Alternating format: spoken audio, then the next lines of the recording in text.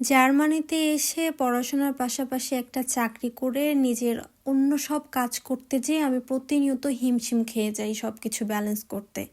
এর মাঝখানে দেশে বসে যারা প্রতিনিয়ত উপদেশ দিতে থাকেন, বিয়ে কেন করো না, বিয়ে করলে জীবন অনেক স্মুথ হয়ে যাবে, তাদের জন্য বলি, দেশে থেকে অনেক কিছুই মনে হয়, এখানকার সিনারিওটা টোটালি আলাদা।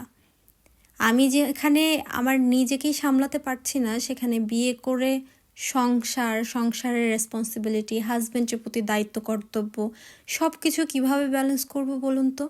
অনেকে আবার বলেই বসেন, আরে বিয়ে করলে তো তোমার সব দায়িত্ব তখন তোমার স্বামীর, টাকা পয়সা নিয়েও টেনশন করতে হবে না, তোমাকে চাকরি কেন করতে হবে, পড়াশোনা করবা যতদিন না পর্যন্ত পড়াশোনা শেষ হয়।